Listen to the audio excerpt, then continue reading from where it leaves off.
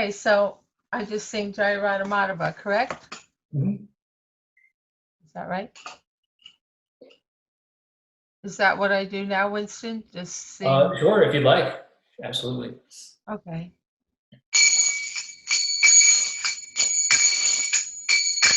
Jaya Radha Madhava Kunja Bihari Jaya Radha Madhava Kunja Bihari Gopi Jana Vallabha Givadetari Gopi Jana Vallabha Girivardhari Yashodanandana Vrajajana Vandana Yashodanandana Vrajajana Vandana Jamuna Tiravanachari Yamuna Tiravanachari Jaya Radha Madhava Kunja Bihari Jaya Radha Madhava Kunja Bihari Gopijana Vallabha Girivardhari Gopijana Vallabha Girivardhari Yashodanandana Vrajajana Vandana Yashodanandana Vrajajana Vandana Yamuna Tira Vanachari Yamuna Tira Vanachari Jaya Radha Madhava Kunja Bihari Jaya Radha Madhava Kunja Bihari Hare Krishna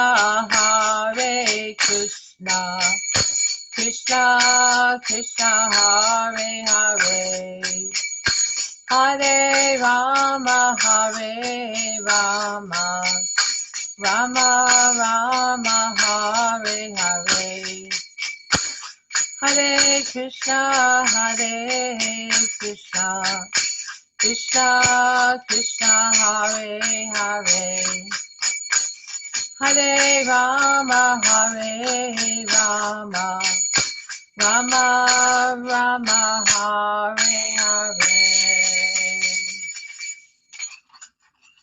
Jai Srila Prabhupada Nama Om Vishnu Padaya Krishna Vastaya Bhutale Srimate Bhaktivedanta Swami Nityanamane Namaste Saraswati Deve Gauravani Pracharane Nirvasesha Shunyavadi Paschatya Charane Om Jnana Timarandasya Ganandana Shalakaya Chakshur Unmilitam Gaina Tasmai Shri Guruve Namaha.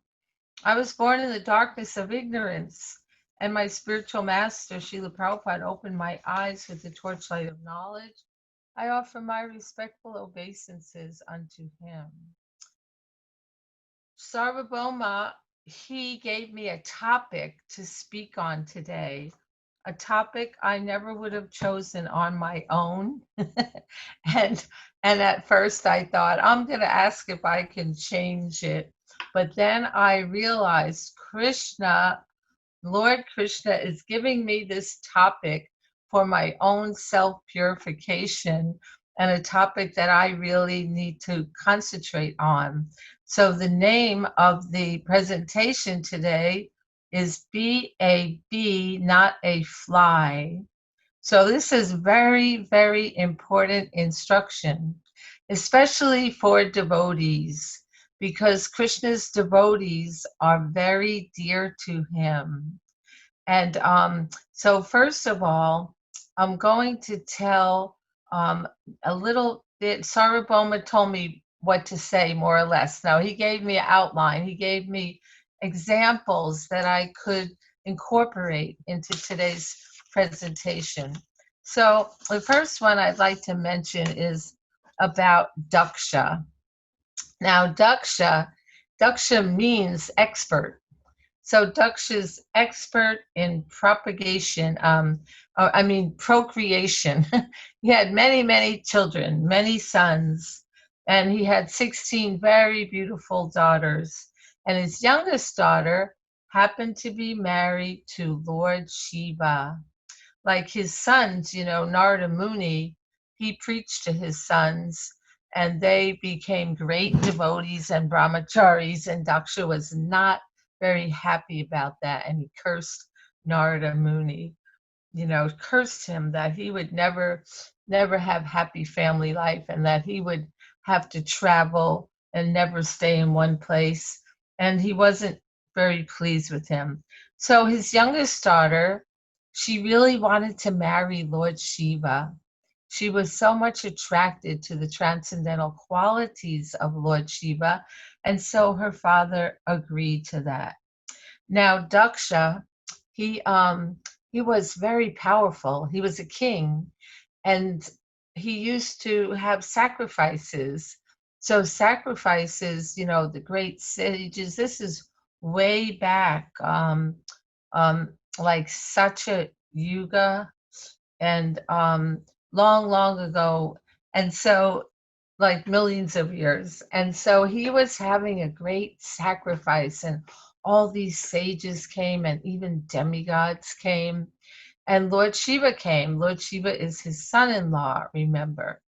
So now Lord Shiva, he is there in the assembly, and they're all just awaiting, all these sages and everyone, and citizens as well, and all the wives of the king's wife Prasuti, and also other relatives and wives of prominent members, and so they're waiting, and Daksha walks in.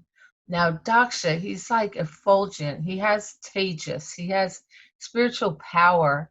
So when he walks in, he commands respect, and everybody just stands up to receive him, except two personalities did not stand up. And those were, first of all, Lord Brahma, because you see, Lord Brahma, that's his father. So the father doesn't have to stand up to show respect to the son. And then also Lord Shiva did not stand up to welcome him and honor. It's a way of honor. We'll hear later more about etiquette. So Shiva didn't stand up. Then that offended Daksha so terribly, and he was considered the president of the assembly. And after he offered respects to Lord Brahma, and then he was offered a seat.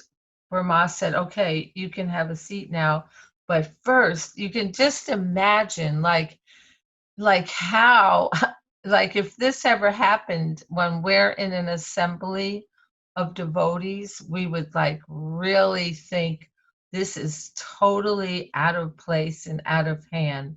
But Daksha just turned and he saw Lord Shiva still sitting there, and he became so angry. His eyes were glowing, and he just said to everyone, look at him, how arrogant he is. And he's saying, all you honorable Brahmins and the fire guards, hear me. I speak about the manners of gentle persons. So he's trying to like save himself, like saying, I'm gentle, and I'm not envious, and I'm not speaking out of envy or ignorance, when actually he was, kind of like a thief. Like if somebody is stealing and they so they're suspected, they go, no, I didn't steal, even though no one said they stole. So like that, he's speaking like that in ignorance, but he's trying to cover up his statements. And then he's just started blasting Lord Shiva, saying Lord Shiva has spoiled the name and fame of the governors of the universe, and he has polluted the path of gentle manners because he is shameless. He does not know how to act. So he said, he married my daughter. So already, just the fact that he's my son in law, then automatically he's in a inferior, he's subordinate to me. And my daughter, she's like so qualified, and he pretended to be an honest man. And I didn't really want her to marry him, but because she was so much intent on it, and he's there, his eyes are just like a monkey's. And my daughter, her eyes are like a deer cub's eyes. And then he didn't stand up, and he didn't even offer any words of welcome, any sweet words. And so he's like, he just goes on, and everybody is there for a sacrifice, a very joyous glorification of the Lord. And at these sacrifices, the demigods have, if you've been to a fire sacrifice, most of you, you see how they'll have like a plate and a cushion for each person participating in the sacrifice. So they have, for the demigods, they have seats for them around. And and he said, and then he just tells, he lives in filthy places like crematoriums, and his companions are the ghosts and demons. And sometimes he's even naked and laughing, sometimes crying. He doesn't bathe regularly, and his ornaments, he wears a garland of skulls and bones. So he's there, he's saying he's actually mad, a mad person. But Lord Brahma, he requested that I hand over my chaste daughter to him, and his heart is filled with nasty things. So now the reason Shiva is true what he's saying, but because he's so merciful and kind to the very downtrodden people, and the hobgoblins and people that have no other opportunity for elevation, and are, and he shows mercy to them.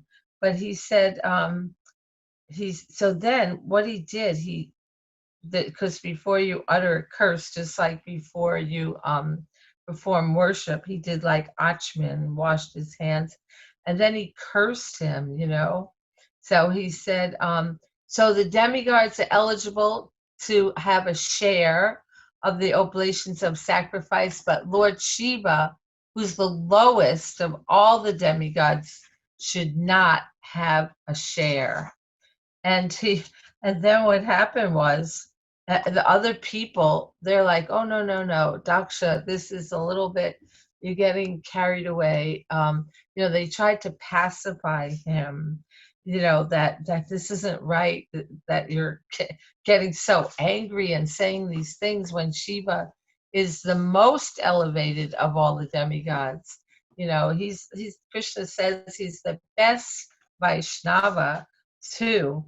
So then, in spite, when all of the other members of the assembly were telling him, like don't talk like that. So then Daksha, he was so insulted that he just left. So he never even took his seat. He left and went home. So do you know why Shiva did not stand up to receive him? Because he was absorbed in meditation on the Lord. He was oblivious to what was going around, because remember, they were waiting. So he was internally meditating and thinking of the Lord, and offering that kind of worship. That's a kind of worship. And so then Lord Shiva, when he like came to, he saw what happened was, Nandishvar, he's one of Lord Shiva's principal associates. He became really angry when he heard his master being insulted like that. And he was prepared to curse Daksha and all the Brahmins there because they didn't say anything. They just were silent and allowed this to go on. So he wanted to curse them as well, and with harsh words. And he said, anyone who's accepted Daksha as the most important personality and neglected Lord Shiva because of envy is less intelligent, and because of visualizing in duality will be bereft of transcendental knowledge. So here he is cursing the Brahmanas because they should know better, and they should never have tolerated this. Although they tried to stop Daksha, they should have been much more forceful in counter arguing what he had said. So then, this Nandishvar is just telling how he has accepted the body as all in all, and he's forgotten the lotus feet of the Lord.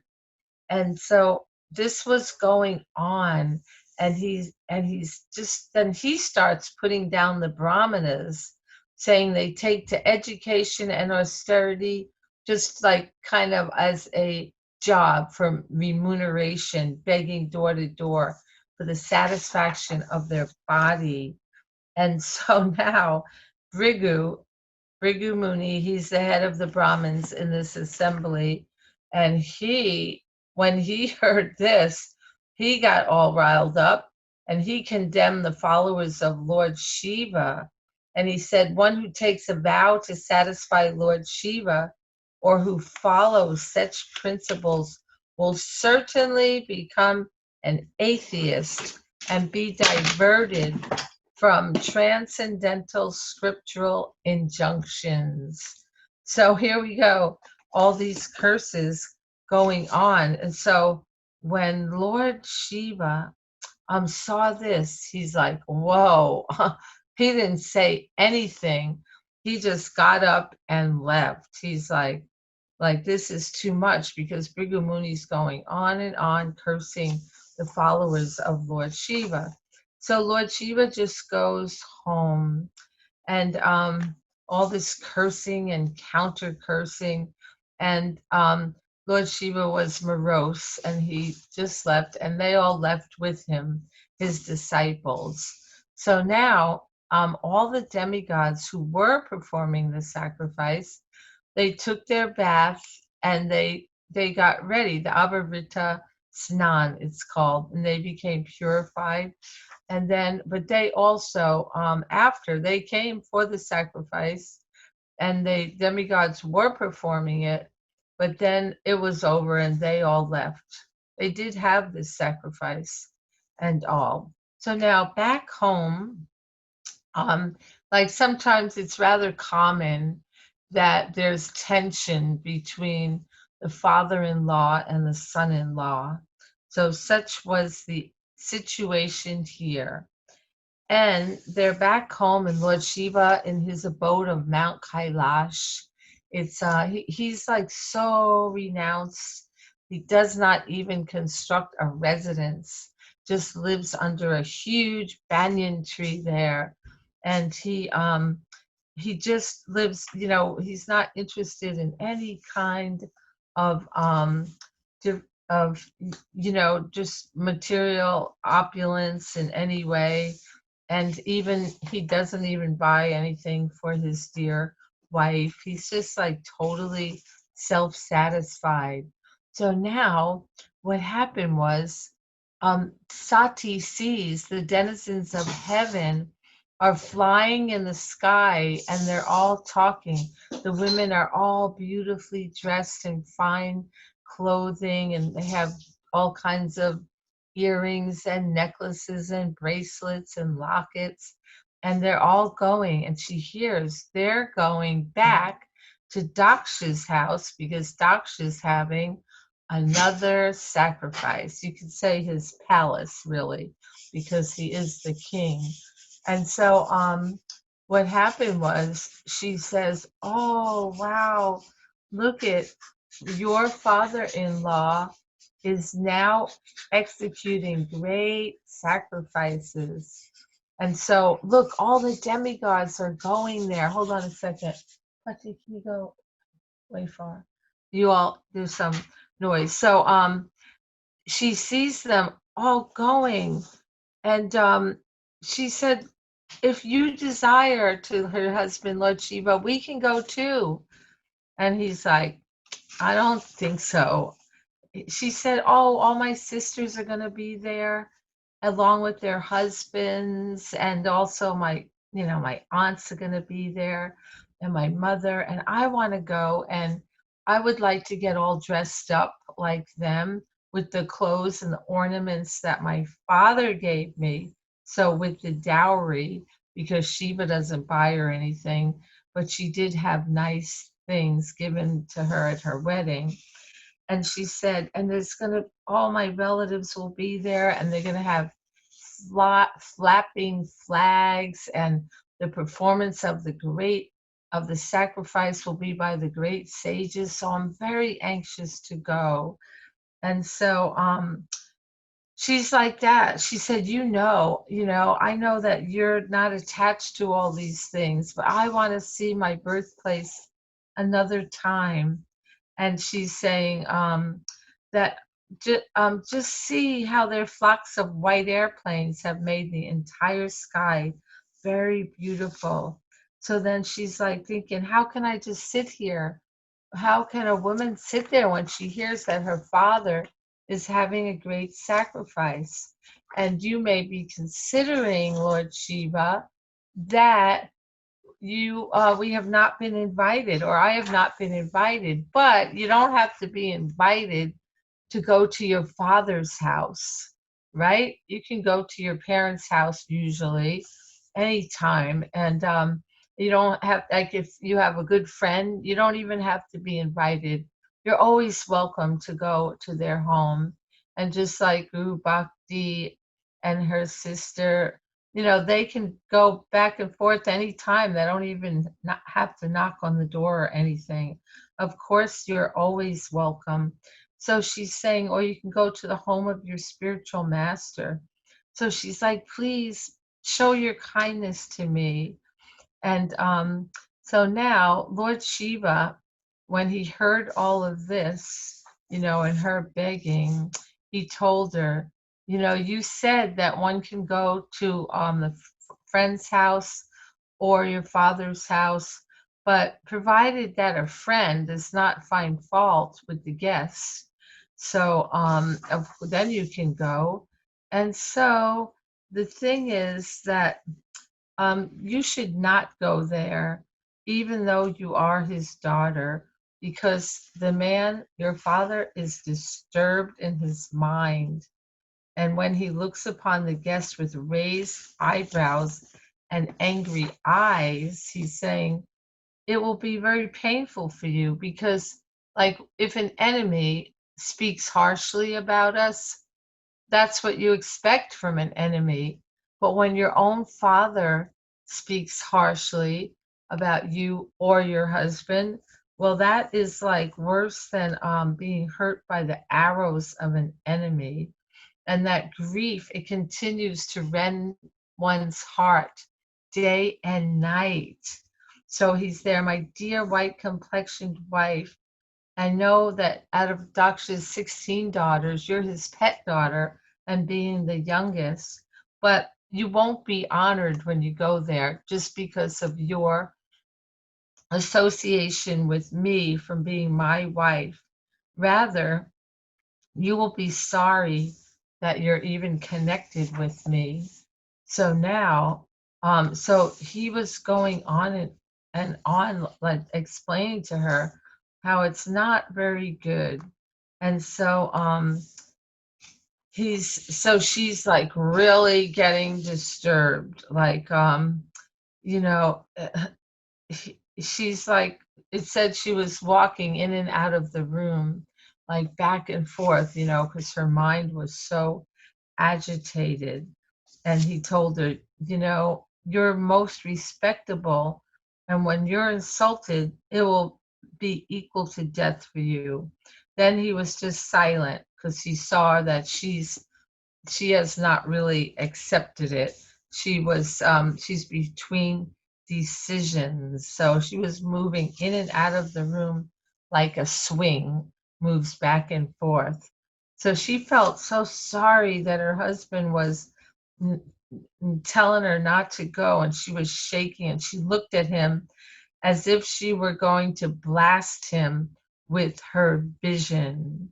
So she was breathing very heavily, and she just decided, I'm going. And she just got ready and was going. So when Lord Shiva's thousands of disciples saw that she was going all by herself, they quickly followed her with his bull Nandi in front, and they all accompanied her, and they put her on. They arranged for her to sit on the back of a bull, and they gave her her pet bird to bring, and also they brought for her a lotus flower and a mirror and other things, and they put a canopy all around her. And they had even a singing party with drums, conch shells, bugles, and it was like a very pompous royal parade. So when she reaches there, where the sacrifice was being performed, everyone was chanting the Vedic hymns. And the great sages and the brahmanas, they were all there. There were so many different pots made of clay, stone, gold, grass, and skin.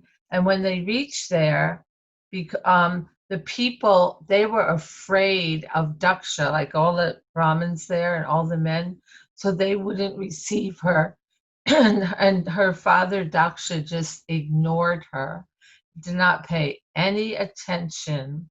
And but then her mother and her sisters, they were so happy to see her with tears in their eyes. They embraced her, and they gave her presents, but she refused. She wouldn't accept the presents. So and so she just like, here's them talking. Sorry, I don't have screen pictures, but you can see them speaking before Sati and Shiva. So she refused to accept the presents, and even a seat or anything. She was so angry. And then she saw that in the different seats in the arena, there was no seat for Lord Shiva, because even if he's not physically present, still the demigods are worshipped and offered these oblations. And then she saw there's no oblations for him. And not only that, he was not even invited or anything, and he wouldn't even acknowledge her presence. So the followers of Shiva, they were ready to like kill him actually. And she said, stop, she didn't allow them to do that. And then in front, like we can imagine, because of the culture there, the culture of like how a young woman would never do this in that assembly of all those sages and brahmanas and demigods. She just stood up, and well, she already was standing, and she told she just spoke into everyone that Shiva is the most beloved of all living entities. He has no rival. No one is very dear to him, and no one is his enemy. So he's very equipoised and not affected by, honor and dishonor, and praise and cursing and all of that. So she's there telling her father, only you, because you're so envious, you spoke like that, and all you could do is find fault. So this is you could say, this is the highlight of the narration, that he was such a fault finder. She said, like Shiva, he doesn't find fault with anyone, but if someone has a little good quality, he magnifies it greatly. So you have found fault with such a great soul, as Shiva, and you're committing the greatest offense by envying him. And and she was always pure. So she was said many wonderful things about Lord Shiva. But you think that why is it like some of these things are true, but he's doing it out of his compassion and auspiciousness for others.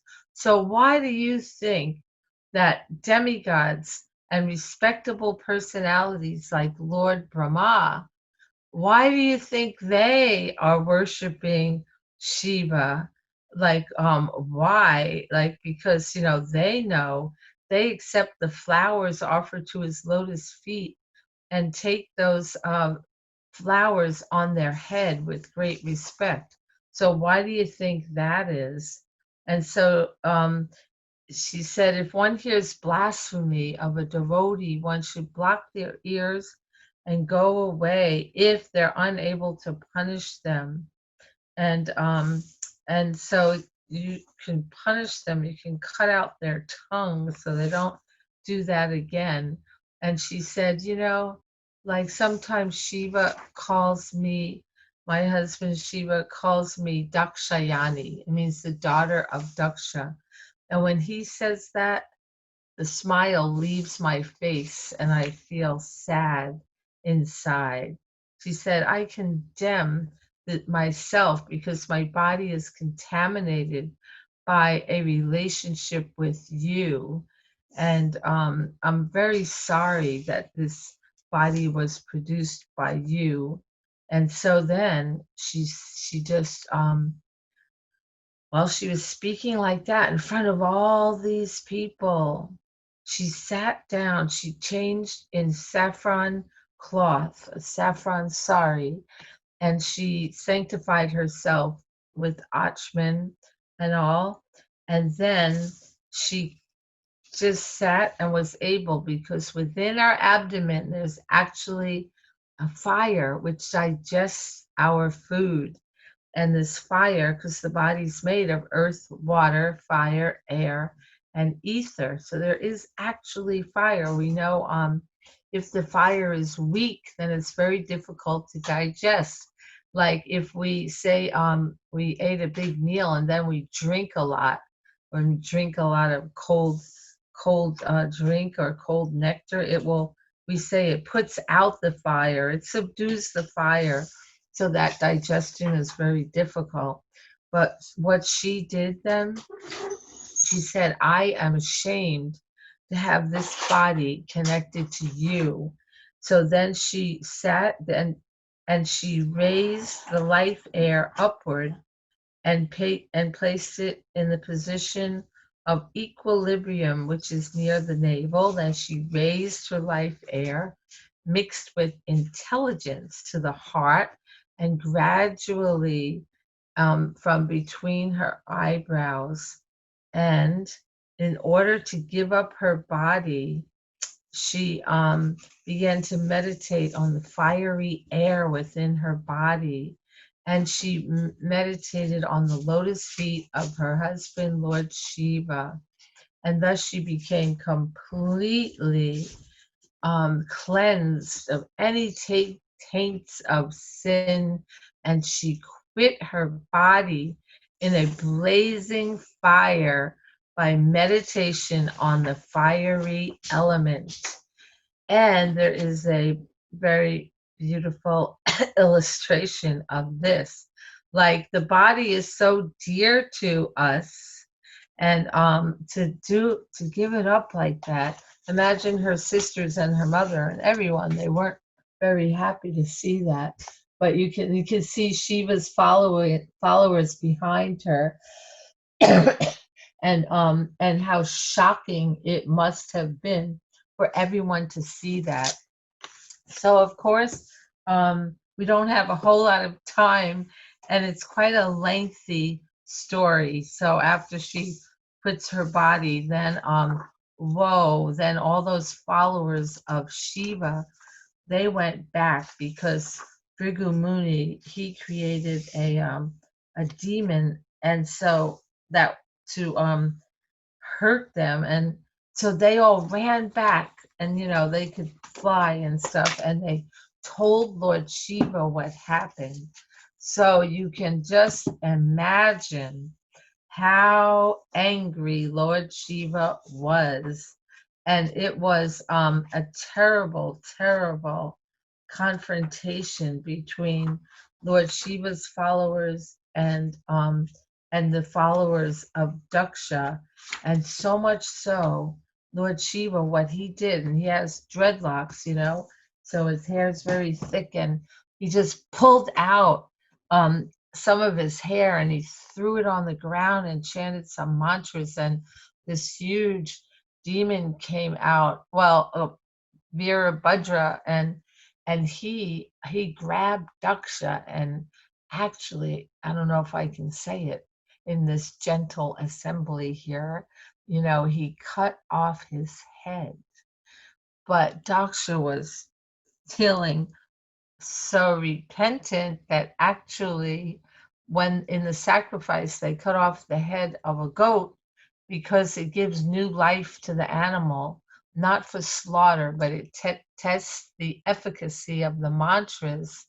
And so they took that head and put it on Daksha. So you can imagine how humiliating for this great effulgent king to have the head of a goat.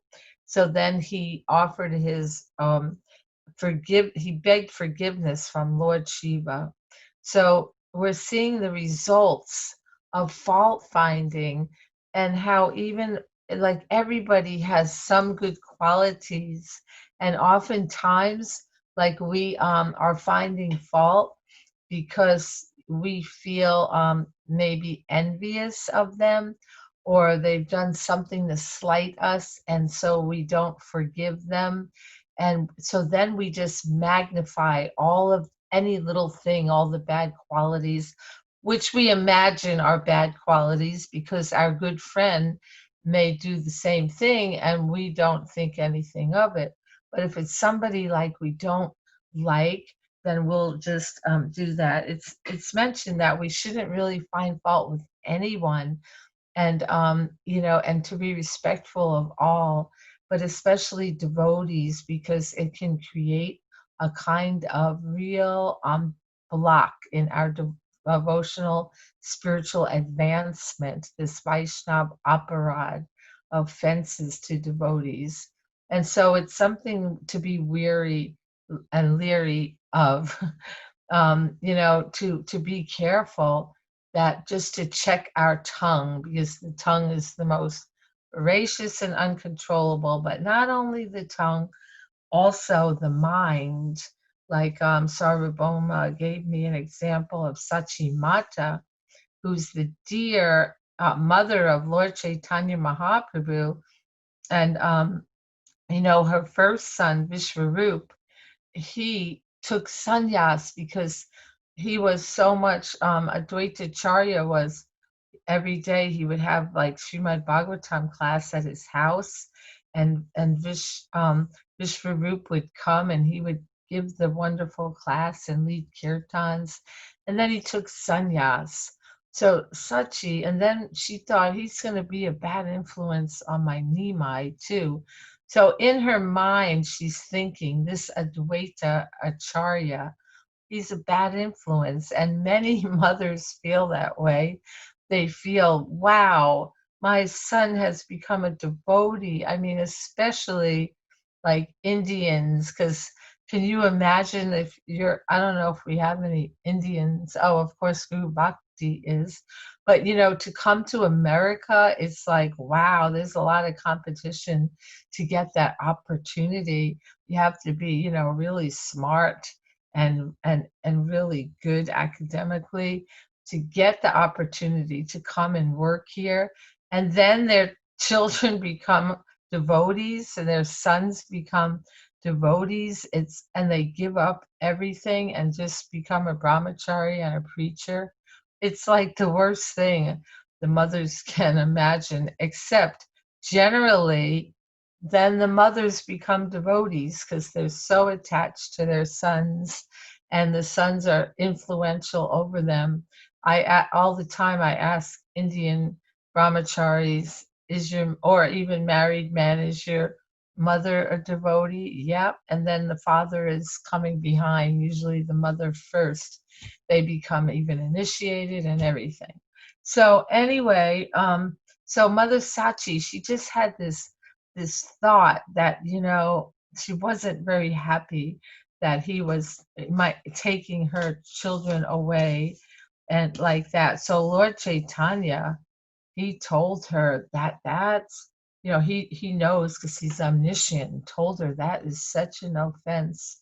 There's only one way that you can nullify that offense, and that is to go and fall at the feet of Advaita Acharya and beg for the dust from his lotus feet. And so she was prepared to do that.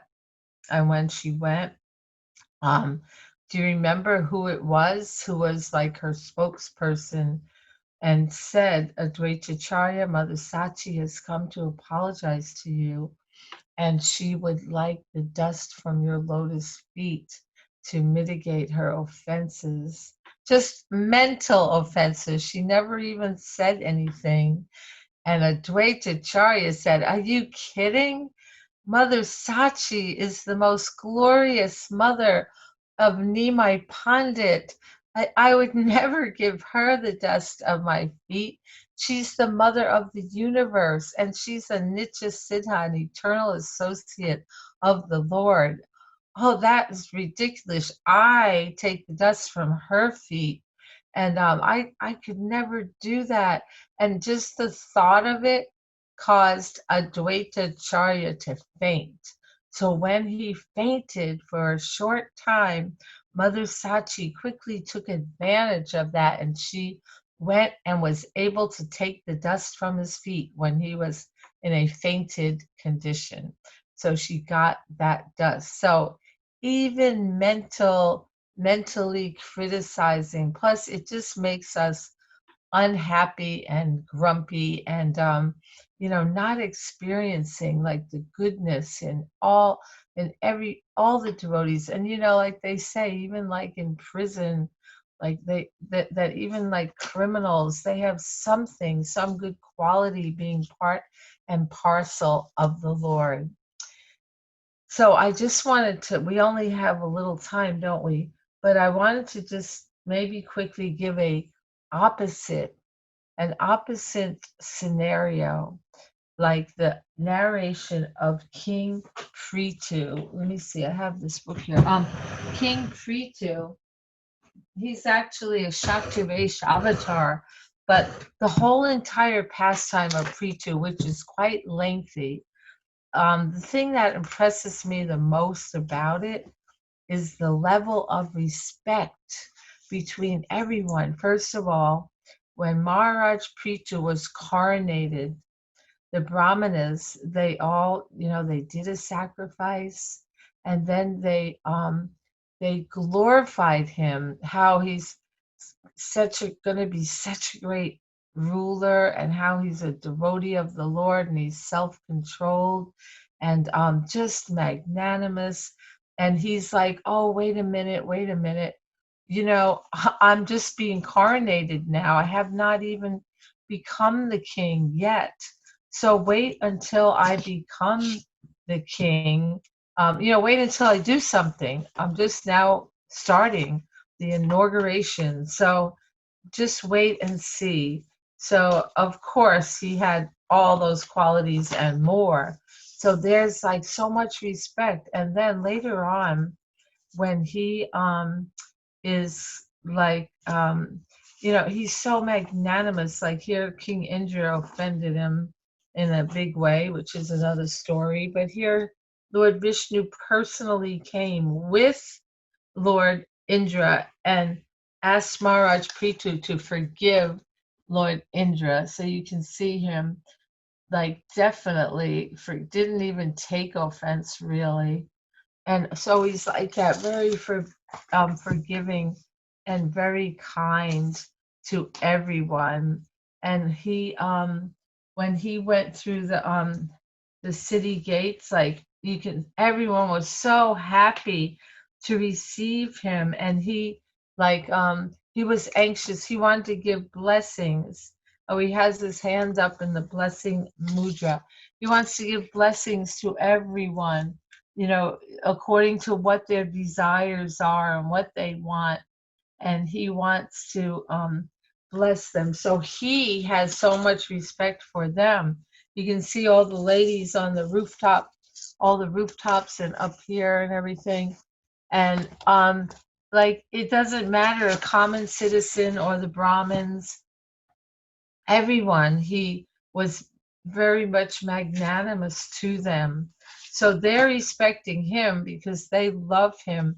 And it's not that, you know, they just love him because he's promising economic development, which is common for modern politicians.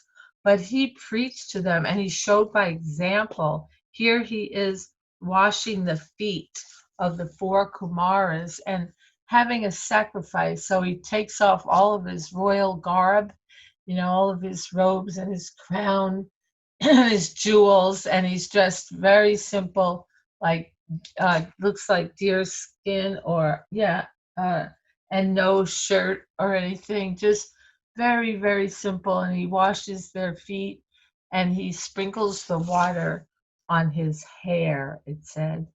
So he he's like so much like showing respect to others, and then later he preaches to everyone at this sacrifice.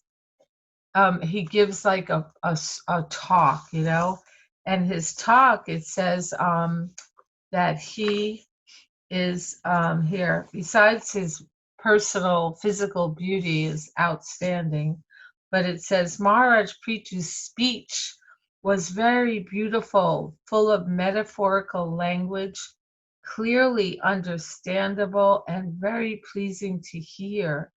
His words were all grave and certain. It appears that when he spoke, he expressed his personal realization of the absolute truth in order to benefit all who were present.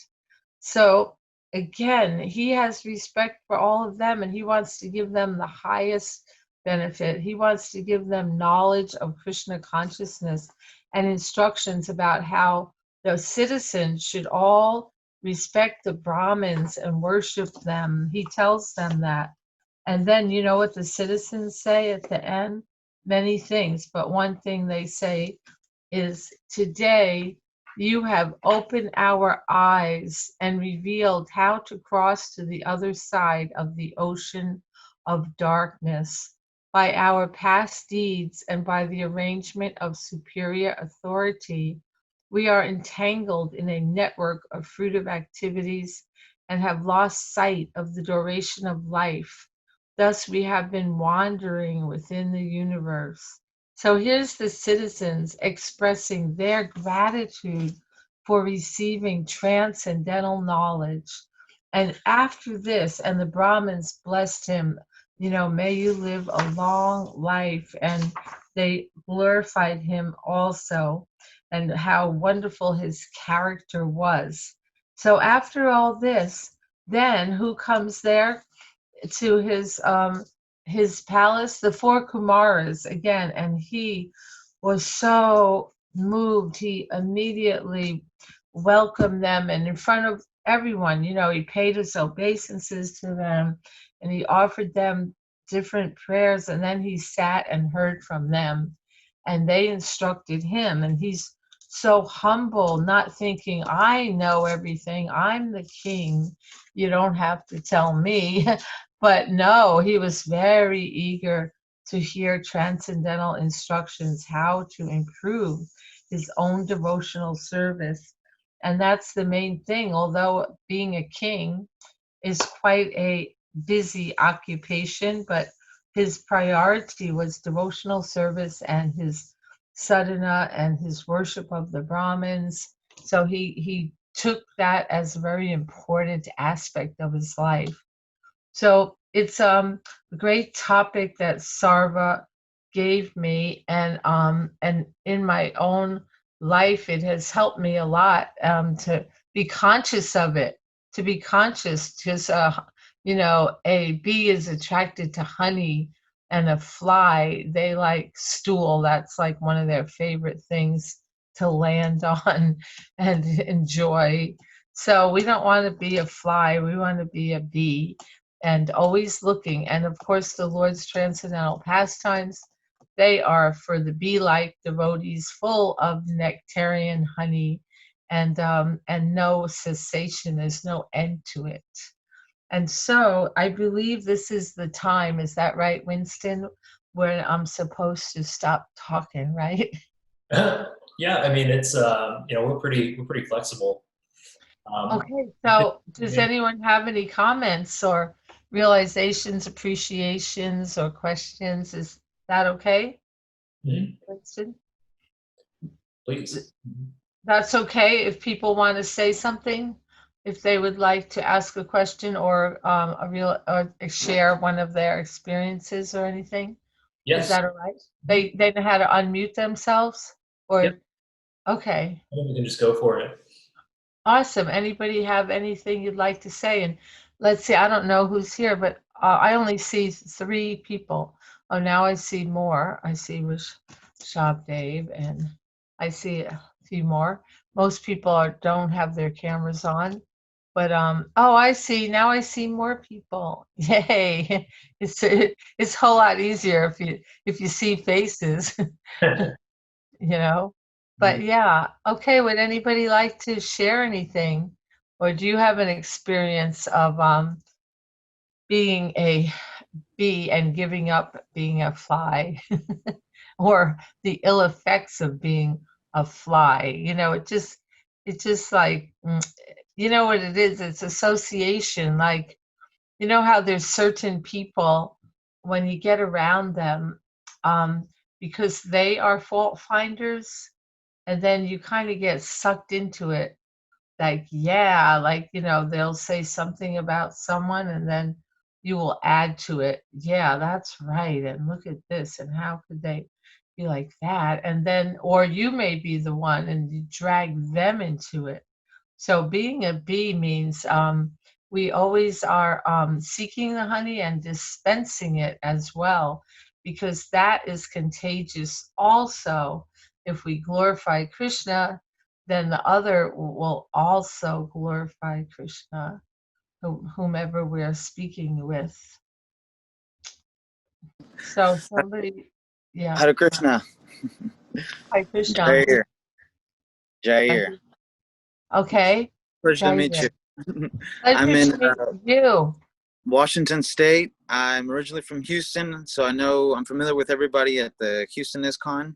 Oh, Just wanted to expand on the idea of nitpicking at people's negative qualities versus looking for the positive qualities in people. mm-hmm. Personally speaking, by God, I didn't. You can be one person, that one type of person, and not realize it yourself, and then Uh-huh. you have an epiphany, and you look back, and you're like, "Wow, that was me, huh? Yeah, That was me looking for the negative qualities in people." And I realized that how big of a knot it was creating in my head over time, and right. And in your no heart. good. Brought me no good. All it did is it just grinded more gears, and it was an unnecessary thing because it's all in your Right. head. Right. Yeah, you But know how especially leaders, like if somebody's a leader, they kind of are a sitting duck, to be torn apart and criticized, like and all. Like even like being a temple president, or and what to speak of, big time political leaders. And as we know, our political chief executive officer, how he's really torn apart, like, not to get into it, but it kind of comes with the territory. And mhm, when you do something, you put yourself out there, you're mhm. going to be subject to criticism. Oh yeah. And but yeah, and one really good thing is to put ourselves in their shoes, whoever we may be criticizing. Put yourself in their shoes, think, well, what would I do if I was in that position, or how would I be? Or perhaps they have had, difficulties in their life, or they are having them at the present time.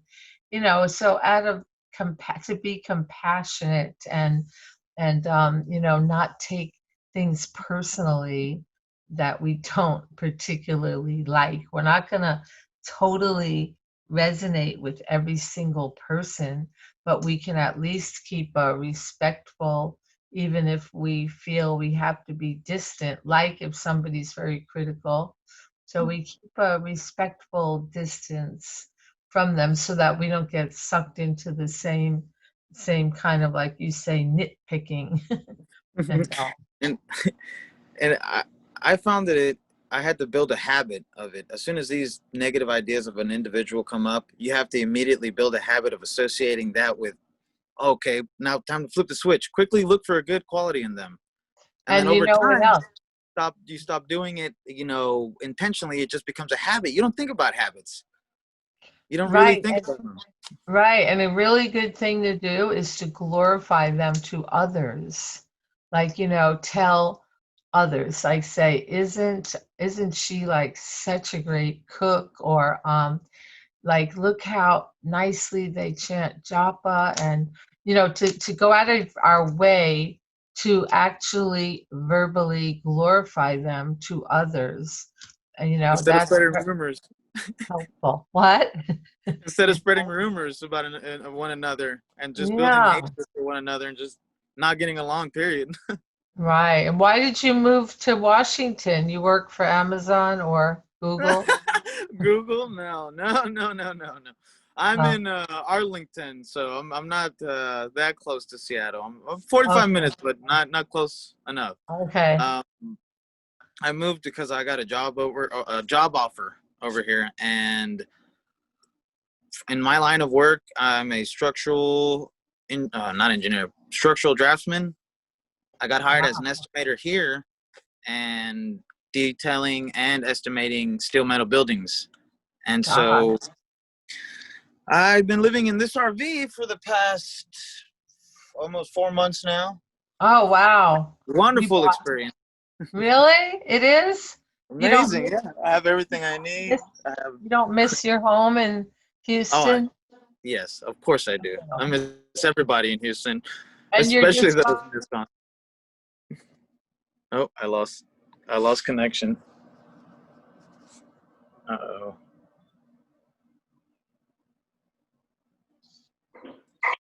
All right, am I back? You're good. We can still see you. I think You can still see me? I can't hear. And did she lose connection or did I? Oh, well, obviously.